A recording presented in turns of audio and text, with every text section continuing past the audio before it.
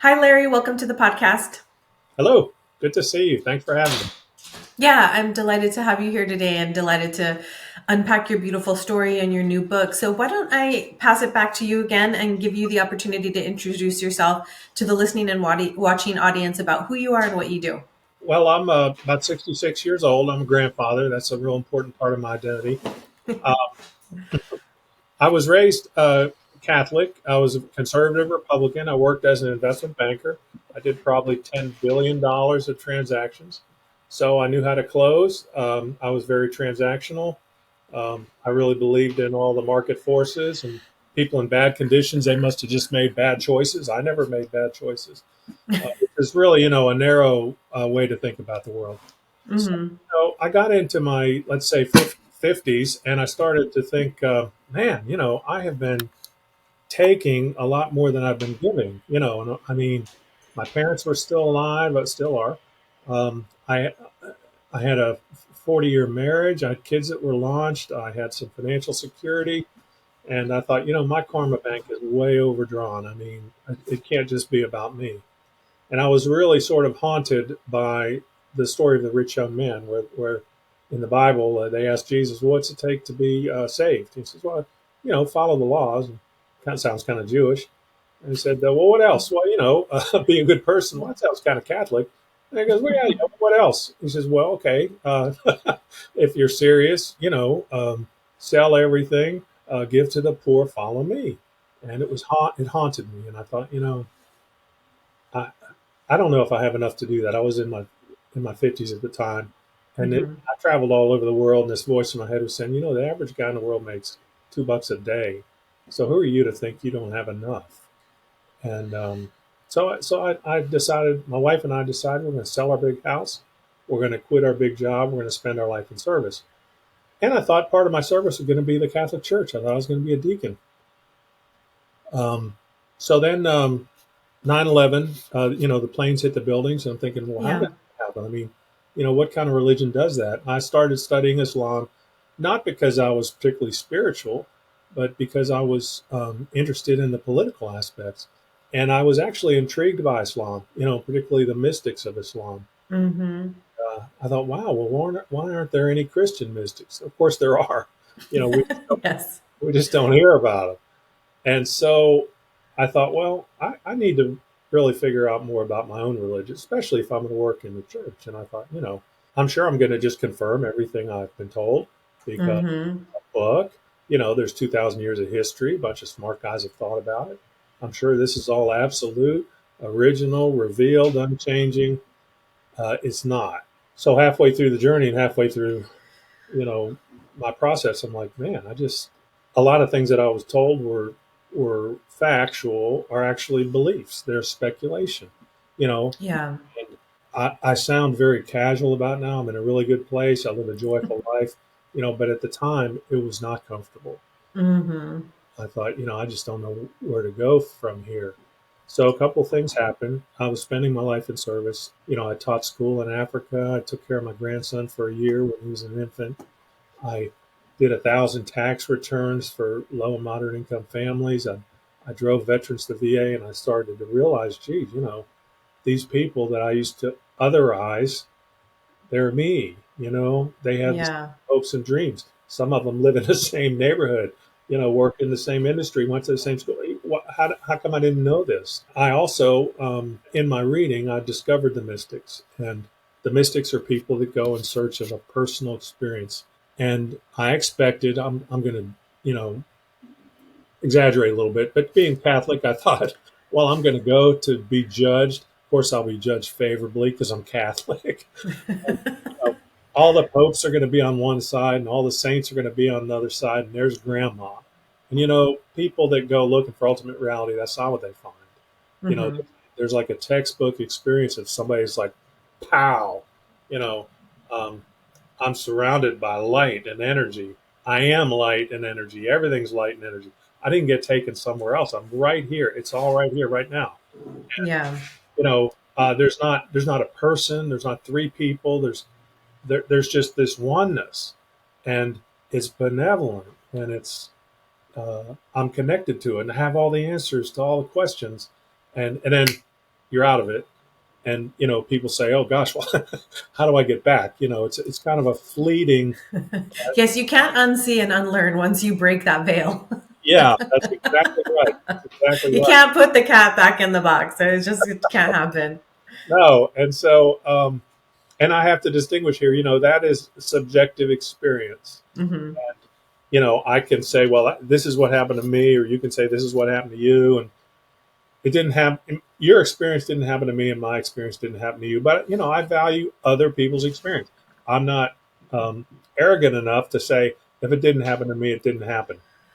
So when you see over all these places and all this time that this is a common experience, and people don't even recognize it as a spiritual, they think, well, where was Jesus? I mean, Hmm. Buddha never showed, but so then the other thing was, I was thinking, well, I've read all these books. I probably read 1,000 books in my journey. There was something experiential lacking. So Yeah. my wife and I found a place called Crestone, Colorado, where they have 20 or 30 spiritual centers. It's near the Great Sand Dunes. Nobody knows about it. I went to Crestone, Colorado, and there and other places, I baked in a sweat lodge. I chanted the Shiva. I meditated in a zendo. I worked Hmm. with dervishes. And You did all the things, it sounds like. yeah, and none of that, there are lots of people that say, well, first in my journey, I was a Sufi, and then I went to India in an ashram. If somebody says, well, I'm not that interested in reading your story. Who are you? Well, it's not really my story. It's a reporting. Hmm. It's like if somebody said I wrote a book about going to the moon. Well, how many Yeah. times have you been? Well, no, that's not how this works. You know. Yeah, and it does read like a field report, and you are very neutral about what you're talking about throughout the book. Well, and that's something that I want to emphasize. That what I came to realize is what's called the perennial philosophy. That there is Hmm. a way, but it's a very broad way. It's not a narrow way. Hmm. That doesn't mean that I believe everything that a Hindu believes or everything that a Christian believes, but I believe in the oneness. I believe that everybody's related and everything's connected. And people say, well, that sounds kind of trite. I mean, you learn that after 20 years, it's not trite at all. What you think No. affects how you live. The book starts with 9/11 and ends 11/9, which is when Trump was elected. And you can imagine how jarring that was to me. And I have Yes. a lot of friends that are Trumpy, and we have our peace. But if you believe everybody's related and everything's connected, you don't ban Muslims, you don't build walls, you don't separate families, you don't take away people's health care, you don't marginalize LGBTQ. You don't do any of that. Yeah. And so it was life changing. And I I never learned. Nobody in church ever said 50 years of church. Nobody ever said, you know, everyone's related and everyone's connected. And if you live your life that way, you'll be fine. Hmm. I never heard that. Now I did hear love your neighbor as yourself, and that's not too far from where I am. If you wouldn't do it to your brother or your son, you shouldn't do it to anybody. Yeah. That's the point. When you say, well, I'm going to learn about religion, I'm going to go back 2,000 years, you end up in all kinds of places. I mean, you know, Yeah, I was. Can I just interrupt you real quick? When you were going through, you actually talk about in the book. You talk about these specific time points that happened after Jesus, and I grew up also Catholic, but in a very cultic, offshoot, fundamentalist version of Catholicism that was really, really wild. And so I grew up just like you, but probably to a deeper degree in the terms of like, we're right, everyone's wrong kind of idea. And I remember the first time discovering that, like, from a historical and an actual, like, a computated, written down standpoint, like, Jesus is only mentioned once, I think, in the archives, and his crucifixion is never actually identified. It is said that he's killed, but there's no means to that, and that blew my mind up like huge. I was just like, have I been lied to my entire life? But when that belief system is indoctrinated into you with so much conviction, and you're not allowed to question that cognitive dissonance that happens, like what you were talking about, that sort of like opening of your mind is really, really strange and palpable. And I really appreciate that you actually put those factual, dates and information into the book so people can see it in black and white.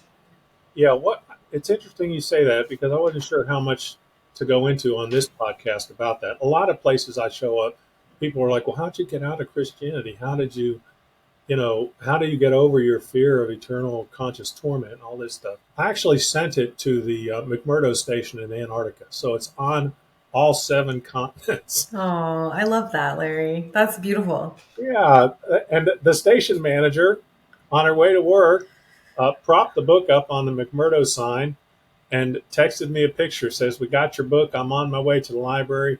We have a beautiful sunrise here in Antarctica, and I want to let you know your book was here as well." Oh, that's wonderful. Yeah, Well, but you're in good company here because the podcast is, the focus of the podcast is the intersectionality of spirituality, development, and healing. yeah, And you have to intersect with all of those things when you deconstruct.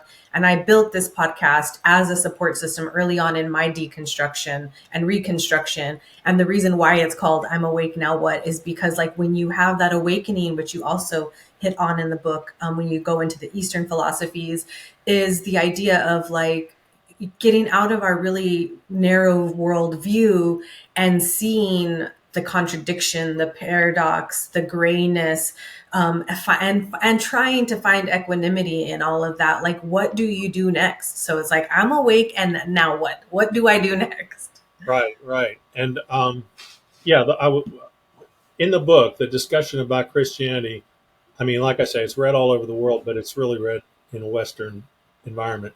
And I Mm-hmm. say, hey, here's my book on spirituality. People are looking for Bible quotes and what do you say about Jesus and this kind of thing. And so the first half of the book was really necessary to just sort of loosen people up a little bit and soften the soil, and Yeah. not to promote a particular worldview or to discredit another one, but just to say all these things that you're so sure about are really not that sure. And Mm-hmm. if you want to really learn some stuff, you need to ask some questions and you need to loosen up a little bit. Now there are people that have read the book and say, "I'm a better Christian after I read the book." I said, "That's great." And there's other people. Yeah. You've asked a lot of questions that I asked. You've been a lot of places I've been. And that's great. And there's other people that say, "Well, I don't agree with everything, but gosh, those were interesting questions." And they were presented in a fair way. It's a kind book. It's not really, nobody's going to get worked up over it. The Eastern religions, I had a good friend since passed, way too young. He said, you're at the point you really need to investigate the Eastern religions. And I just thought it was very foreign and I couldn't relate to a God that was not a person. So I resisted for a long time, and I went through a period of my life where there was some suffering, and I happened to be reading a Buddhist book, and all of a sudden everything clicked. It's like, Mm-hmm. this is really helpful to me. Now, in Christianity, my experience was suffering's good for you. Gee, you might even be fortunate enough to be killed for your faith. What a great blessing that is. Jesus Yep. is with you in your suffering. God has a reason for doing all this bad stuff to you. Mm-hmm. It's so fetishized in Christianity. Yeah, and it doesn't help. It just doesn't help. But in Buddhism, some of the teachings really did help when I was in the middle of suffering. And in Mm-hmm. Hinduism, for instance, it's thought of as polytheistic, and there are different deities and such. But the overriding issue is there's Brahman, there's fullness, there's everything. There's an Mm-hmm. ultimate reality that's impersonal, but it's both immanent and transcendent. It's inside and it's outside. It's everywhere, and there's no separation. That's the key thing. So then in Buddhism, well, no, we don't look at things that way. There's an emptiness. There's a void. There's emptiness before there was form, and we live in a universe that's populated by form, and again, no separation. So Mm-hmm. this everything is related and everything's connected. It's just reinforced again. That's what I saw in my service. That's what I see in the mystics. That's what I see in Eastern religions. And then, because I went so many places, I ended up in science. And there was a great book that you've probably heard of called "The Tao of Physics." It's a Yeah. it's a classic. It was written, I don't know, maybe 50 years ago now. But this guy basically Yeah, said, very ahead of its time. yeah. And he said, here's what the quantum physicists say, and here's what the Eastern religions say. And they're kind of saying the same thing. Oppenheimer's a guy that was interested in Eastern religions. All of the physicists were at that time. It was called the Trinity Project. It wasn't the Christian Trinity, it was the Hindu Trinity. The statement, I've become God, I'm destroyer of worlds. That's Shiva. That's Yeah, yeah. to summarize quantum physics in 3 sentences. We're not just billiard balls bumping into each other. We live in a field. The table is not as solid as we think it is. The air is not as empty as we think it is. Mm-hmm. I'm not an observer of the universe. I'm a participant. If I shine an electron microscope at a particle can move. I can influence outcomes. and I'm entangled. There's an idea of non-locality, that if two particles were once entangled, Yeah. an infinite number of distance, instantaneously a change in one prompts a change in another. Well, if you believe in the Big Bang, and many people do, everything was once entangled. Exactly. So I'm thinking to myself, well, this is just it. Now, not that, not that I've uncovered the secret of the universe or anything, but in trying to report, where is the state of thinking? Where have the people that have gone to the very edges gotten to? They've gotten to the same place where, it's more than a belief, it's more than aspiration to me. It's a realization that there's a oneness. And, Mm-hmm. and to me, I live my life differently. And I'll conclude with this. I know I've been talking a lot. I can't help myself. After I'm done with my journey, and I'm never done, but I was at the point of saying, I think I've taken this thing about as far as I can go. My adult children sat me down and said, "What happened to you? I mean, really, what happened to you?" And I was like, "What?" And they said, "Well, you were this transactional guy. You were very focused and single-minded. You were transactional. You were Catholic and a conservative. You had all these hang-ups about LGBTQ and everything else. And now Mm-hmm. you're warm and fuzzy, and you're a seeker, and you have joy in your life, and you cry and you laugh, and you have more friends and deeper friendships. I mean, really, what happened to you? Because whatever happened to you, more people should be doing it." And, my offhand comment was, "Well, look, I mean, I've read 1,000 books. I've baked in a sweat lodge. I chanted to Shiva. I couldn't tell you in a sentence. I'd have to write a book." They said, "Well, you need to write that book." And the book Mm-hmm. to me was, from that point on, kind of a labor of love and a mission. And I had this fear. I used to talk to my wife and say, "I can't get in a car accident or anything. I can't have a tumor because I have a book in me." you know, and she would say, "Well, don't worry. I mean, I've been on this journey with you, and if you can't finish the book, there's going to be a point where I can finish the book for you." And sure enough, Mm-hmm. she did say one day, and she didn't say it this way. She hates when I say this, but she basically said, "You can die. I can finish it from here." So Oh. my parents, didn't get to the same place. They're still very conservative Catholic, and they used to say, "Hey, we're just not talking about religion or politics, because we can't." The one thing I really want you to solidify for everybody about this deconstruction and this break in your life that I think is so important, and I do feel like we are evolving more towards this as a species, but it's going to take a lot of time. So far in is that as long as religion has a hold on indoctrination, it's hard. But you talk about the othering and the otherness as opposed to the oneness and interconnectedness. I want to understand when you had, that aha moment where you realize, like, we are all one. I had it as well too, and I was raised in an experience where I was told gay people were wrong and anyone who wasn't Catholic was wrong, and we Yeah. hated the Jewish people. I mean, I constantly say in my religious experience, I was taught who to hate first before I was told who to love. So, in your specific experience, for people who don't recognize this othering that they're sort of operating under, this software system that they've got embedded through their, even if they're not in a hardcore religious experience, it still exists there in Western religion.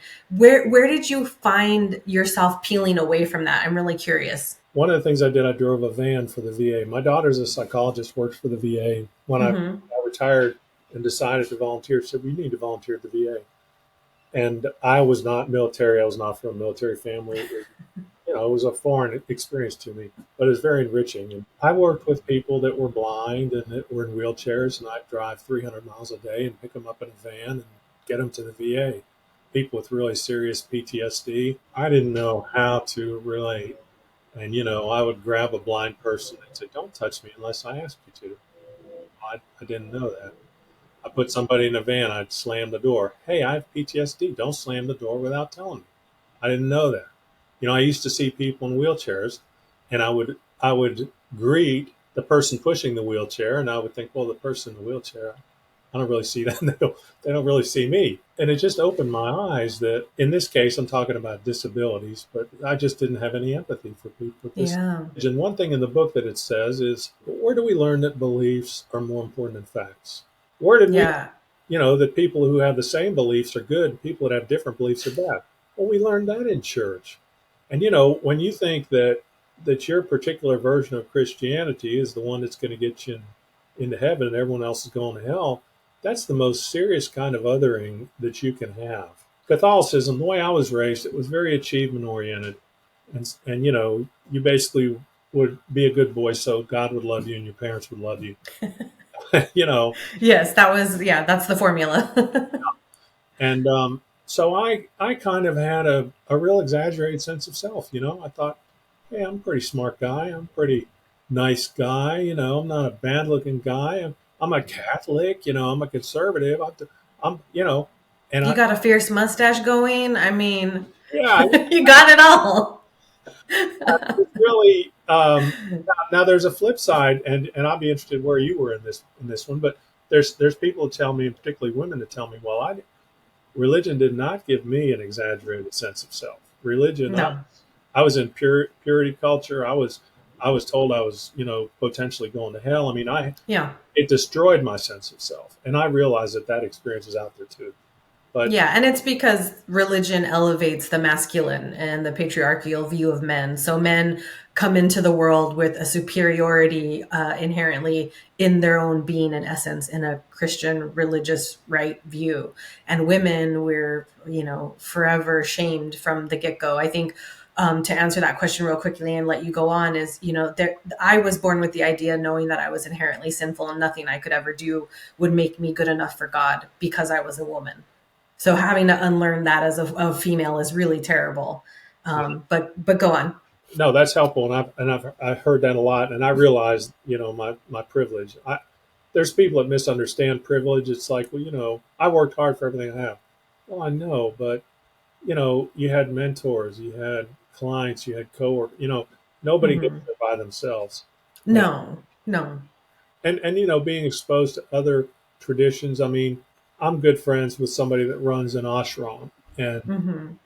I took two friends of mine. One is sort of a seeker, and one is still a pretty fundamental Christian. They're married, and they were marveling at this woman who had devoted 40 or 50 years of her life to her spiritual practice, who Hmm. 40 years or so had lived in a yurt, who every day at 4 a.m. gets up to bathe the statue of the Divine Mother. And I was joking. I said, you tell me. I mean, is she going to hell? I mean, there's so much. Her life had such a richness, such an authenticity, such devotion. Yeah. And where I am today, somebody says, "What are you? I mean, are you a Christian? Are you an atheist? Are you a Buddhist?" I'm a follower of Jesus because I really was compelled by what he said. But I'm not. I don't believe Jesus is God. I don't believe in Hmm. virgin births and physical resurrections. I think original sin, the Trinity, it's all speculation. All religion, Yeah. culture, all theology is speculation. Well, and you make that distinction in the book that I think is incredibly important and really, I think, something to contemplate is the difference between the beliefs and the practices. And also when you consider when you go on this if you go on a deconstruction process outside of Christianity or any, I would say any, um I'm I'm missing the word that are all under that Islam and Monotheism. Judaism. Monotheism. Yeah. So you go on that deconstruction process and you realize that the majority of religious upbringing is happens because of geography. Like if we were born in India, we'd have something else. If we were born, on a native reservation, and same with me. I'm Hispanic. I was born into or I was adopted into a Hispanic family. The religion there is Catholicism. It wasn't going to go any different. Right, that's right. The last time I was in Crestone, in 1 week, I went to mass at a Catholic church because the priest is a personal friend, and because we spend 2 months a year there, and we're part of that community, Yeah. and we're welcome. And I prayed the Our Father. I did not recite the creed because I can't. Um, Hmm. Now, the next couple of days, I went to the ashram. They were having a festival in honor of the Divine Mother. I chanted to the Divine Mother. Now, somebody says, well, wait a second. You don't believe in a personal God. but you prayed the Our Father and you chanted the Shiva, and you don't identify as a Christian or a Hindu either. I don't have to. I really don't have to label myself, squeeze myself into a box, accept some things and reject others. Again, Mm-hmm. doesn't mean that I embrace everything Christians believe or everything Hindus believe. But my purpose in reciting the Our Father or um, chanting to the Divine Mother is to say that I'm going to honor ultimate reality. Don't know if ultimate reality is personal or not. Don't know if ultimate reality is supernatural or not. I mean, we made what we think of, what we experience in mystical experiences, what we realize when we realize oneness might be nature. It might not be anything. It's something we don't understand and we might never understand. But I'm Mm-hmm. reluctant to say, yeah, that's supernatural because people used to think thunder and lightning was supernatural. Right? Right. Aristotle used to think plants had souls. They don't. And to I, my deconstruction was pretty radical. And in the book, I asked questions like, "Are you sure that you have a self?" Now, I realize Mm-hmm. there are people who religion destroyed their sense of self, and I'm not trying to go there. I'm just trying to say, your self is a function of your chemistry, your conditioning, experience, some randomness.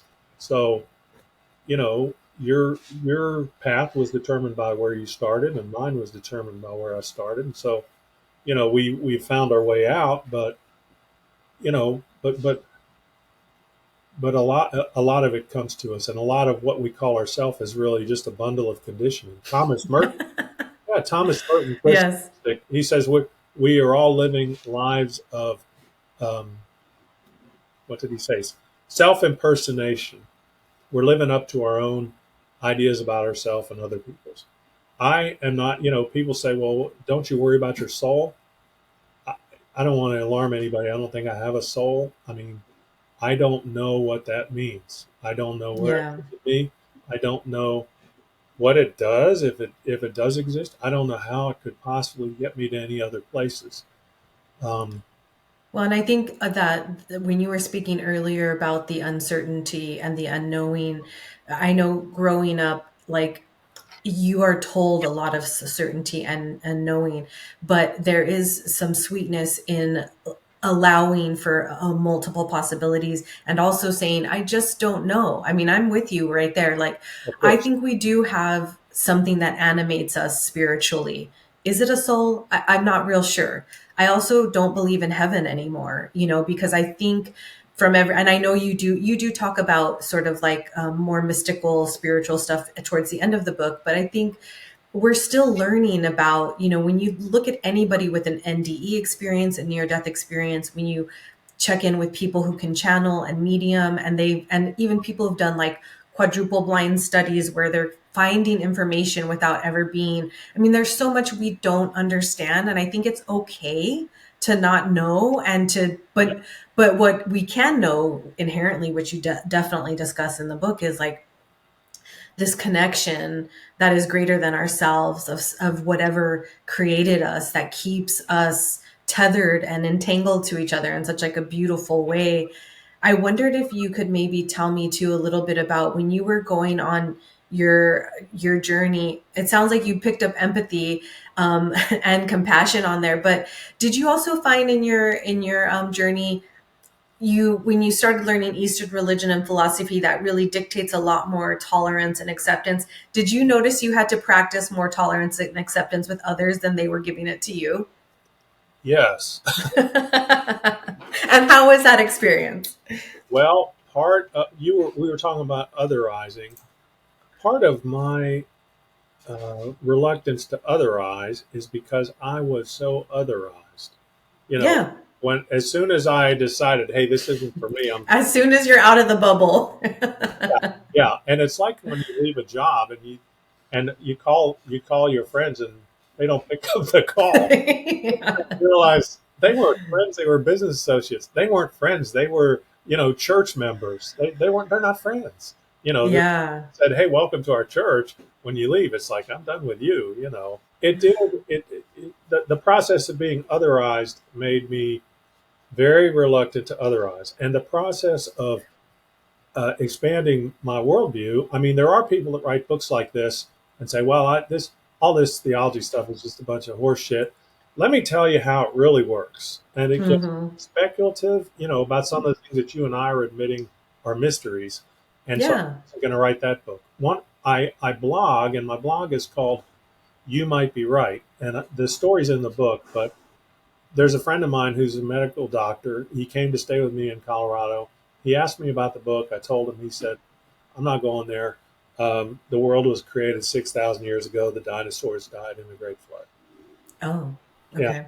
And I said, well, um, I don't know about that. I mean, we're at 9,000 feet above sea level. Did we really have 9,000 feet of water over the whole Earth? I mean, where did that water come from? I mean, where did it go? And how did the kangaroos, doggy paddle to the Middle East, take a Yeah. and then doggy paddle all the way back? I mean, why don't we find dinosaur bones with human bones? But I said, you know what?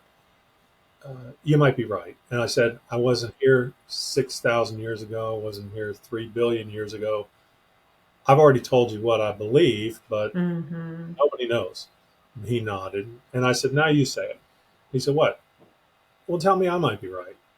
And he said, I can't do that. Larry, I love that. I love that you challenge him like that. He said, I can't do that. I said, well, I knew that. And I said, I love you. I'm not hurt or offended. But, that was pretty dickish that you said that. And he goes, I know. So, so we went up the hill, and we had this, you know, we're on the mountain, and you can touch the mountain on one side, and you can look across the valley 50 miles, the other side, and there's 1,000-foot drop. And he had an experience where he just sort of thought, oh, I mean, this immense, I mean, I'm seeing now this little tiny part of the world, and it's only just such a tiny part of this wonderful universe. So we Yeah. get back down, and we're smoking a cigar and drinking scotch, and he just says out of the blue, you might be right. He was, they say you might be right. And nobody had to say, hey, I win, or nobody had to say, you lose or I lose, or no, there was no crowing or groveling. There was just, this is what I believe. This is what I believe. We meet in the middle and we extend the courtesy of saying, I don't know. I know you're a reasonable person. I know reasonable people can disagree. And it's just that's where we need to get to, really. Yeah, and But no, 1,000% that's where we need to get to because the ultimately we can't really change people's beliefs if they're so held tightly to them. And also I think, and I'll be curious what you have to say about your own journey. When I was like, I threw out the baby with the bathwater. I went on my spiritual expedition like you did. I visited all of the religions, read everything I could get my hands on, went completely to the other side of the spectrum. And I think in Buddhism I found my own equanimity and my own peace. But through that journey, there was also the idea of like holding the contradiction and I would say the duality of like, if I'm going to believe that I don't know and there's uncertainty and there's still mysteries that I don't understand, that's what I believe.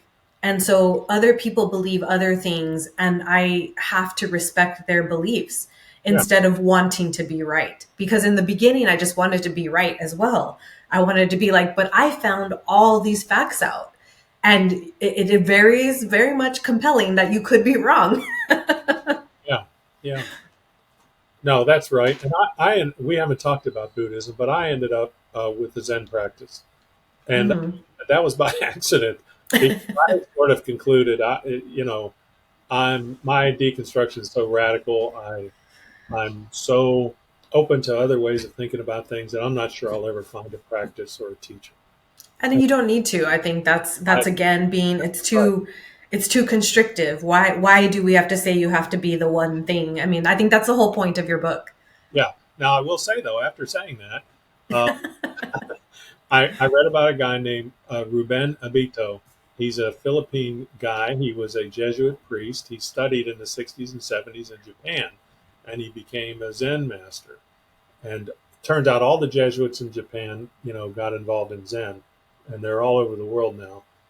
Um, and I thought, what an interesting guy. I wonder where he is and how I can find him. Well, I live in Arlington, Texas, between Dallas and Fort Worth, and Ruben Abito lives in Dallas, Texas, and teaches at Southern Methodist University and runs a Zen center.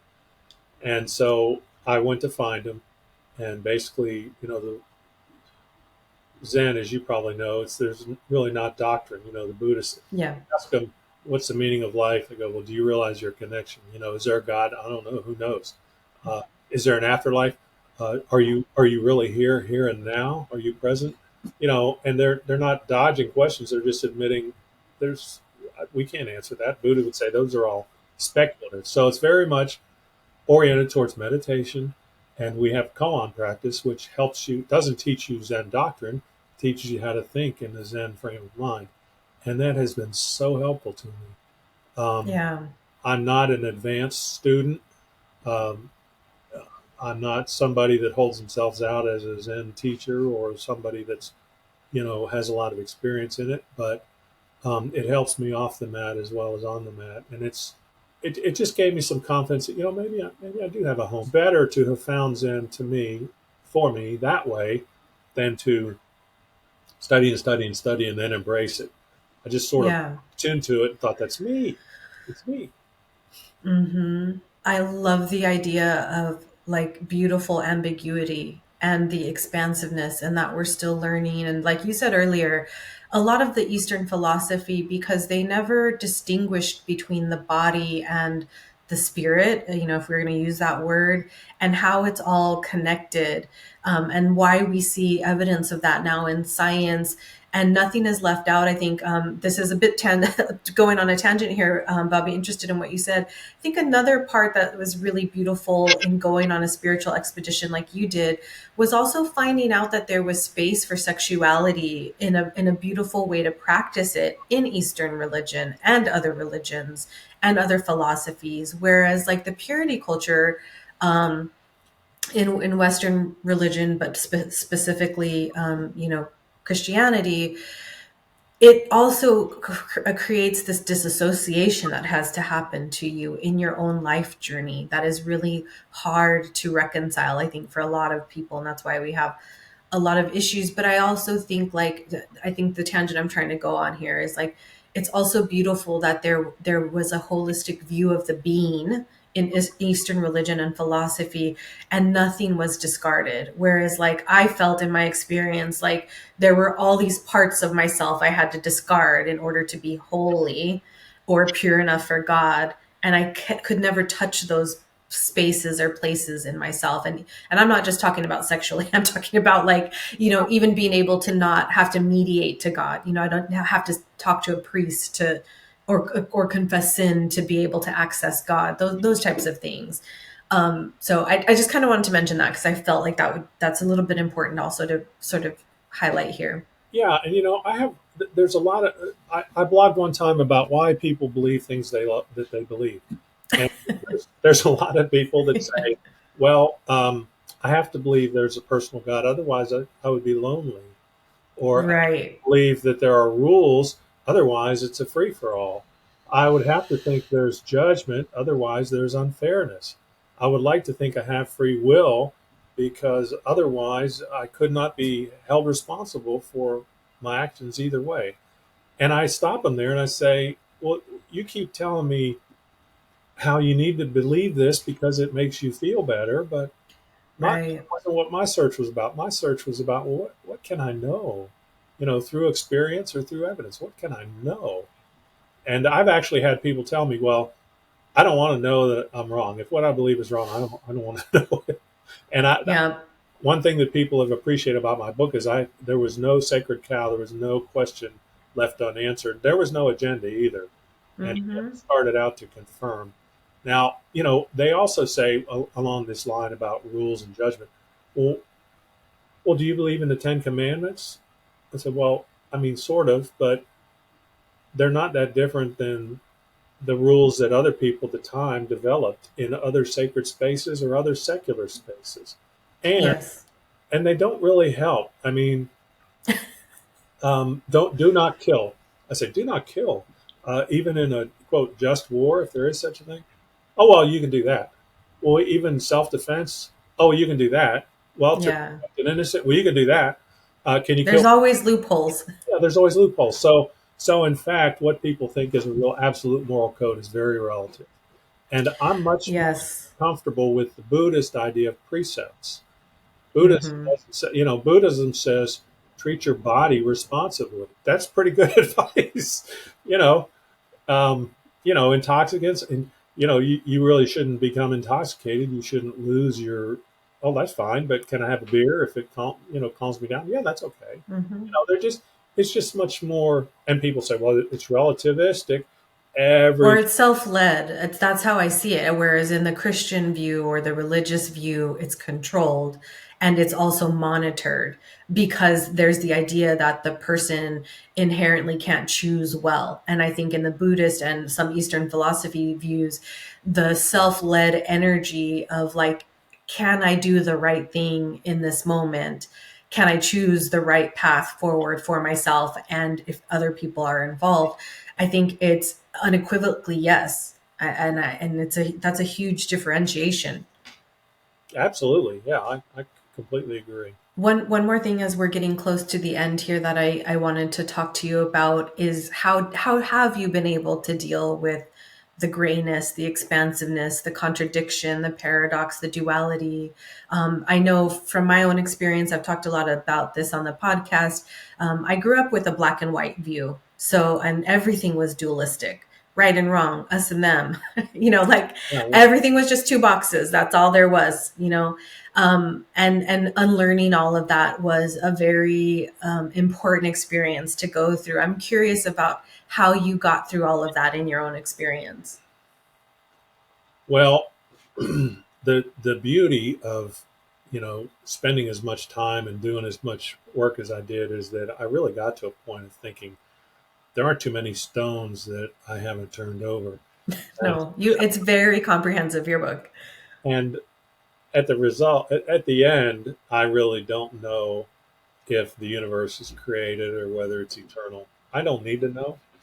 I really don't know if life evolved, from a lightning bolt in a nutrient-rich sea, or whether it was created by a being. I Hmm. don't know, and I don't need to know.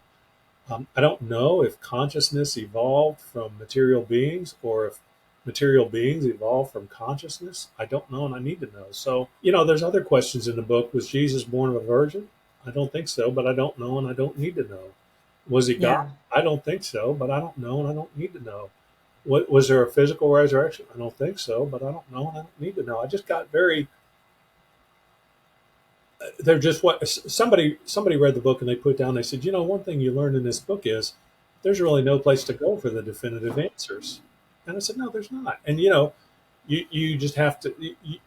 When you realize that, you develop a comfort with it. You just accept. Well, I don't know, and I don't need to know. And Yeah. but I still tell people, look, don't get me wrong. I have awe. I could stand on that mountain and have that experience. I have reverence. I think that there's whether Yeah. it's a being or not, whether we're talking about the ground of being, whether it's natural or supernatural, I have reverence for that. I have tremendous gratitude for being right here, right now, for talking to you, for going out and have breakfast with my wife. I mean, what a wonderful place to be. How lucky did I? I could have not ended up anywhere or ended up in a lot worse places. And I have, because of that, I have a sense of responsibility. I think, if I'm really connected, how am I going to live that? If I'm in this awesome place and I have so much gratitude for being here, what am I going to do about that? And so, I had somebody tell me the other day, you're a better Christian than any Christian that I know. And I said, well, I accept that as a compliment, but there are 6 billion people in the world that are not Christian. And there's not, in my mind, a one-to-one correspondence between being a good Christian and a good person. But A the point, 1000%. yeah, but the point is, like my kids told me, what happened to you? I mean, I am, You're transformed yeah, in your experience. yeah, You're a new iteration of you, and it's very beautiful to see. And it's inspiring because, like you said, coming from this point of like, and especially we can see it because we can't fracture our political beliefs or ideas either. I hate when we do that in anything. We, I think what you said at the beginning, you would encompass what somebody would view as a natural white male conservative right, Christian. Right. and to come to the complete other end, it is inspiring. It's necessary. We need it. We need more people to have that transformation so that we can create more oneness and interconnected with each other. And I think your book is going to be able to do that and show people a path, like, because you came from this really specific example that is, that it's either this group of people at this point in time, and not that I like to generalize, have to evolve. We have to change. We have to evolve. And you did it. You're a living, breathing example of that. And it's inspiring. It's beautiful. Well, thanks so much for saying that. And I mean, the book is really, I didn't want to die without saying what I saw. What Good. I tell Good. my grandkids and my grandchildren, they look at my 6-year-old grandson thinks he's famous because of the book. Nice. Ask me every once in a while, how many books have you sold? Oh wow, I'm famous.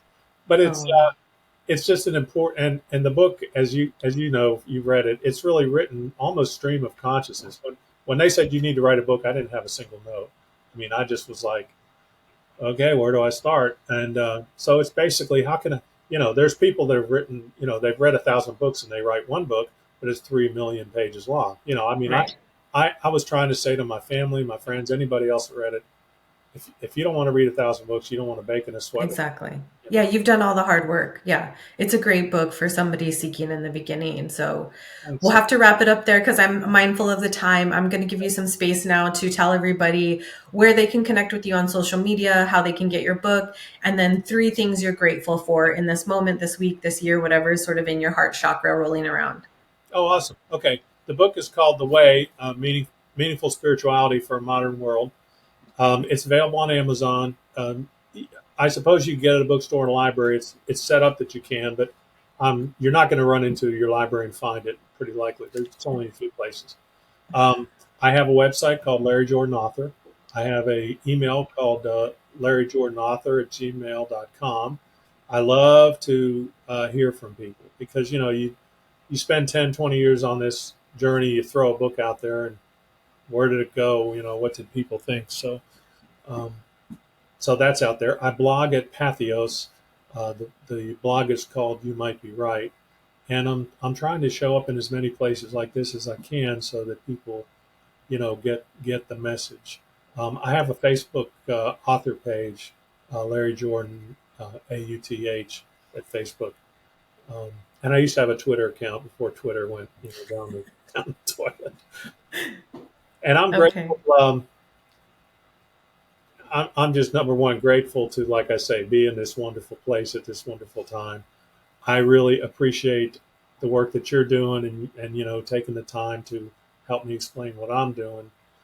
And I'm just grateful for people that have read the book and reached out. I get the most delightful emails from people who you know who I don't know, I wouldn't know. They didn't have to take the time to write, but they did.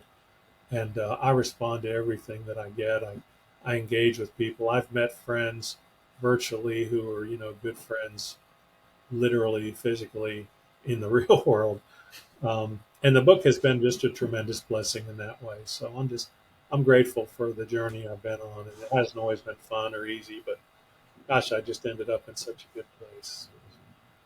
Wonderful. Well, thank you so much for coming here today, Larry, for letting me highlight your book. I really appreciate you coming on here today. Thank you. You're doing great work, and I'm glad you're here. This podcast was written, directed, and produced by me, your host, Chris Iziomata, in alignment with Light Casting. Music curated and created by Mr. Pixie. You can find I'm Awake Now What on all social media channels by searching IANW Podcast. Head over to your favorite podcast app and subscribe, download, rate, and review. Come back every Sunday to partake in a new and enlightening conversation. May you be filled with love and light until we meet again.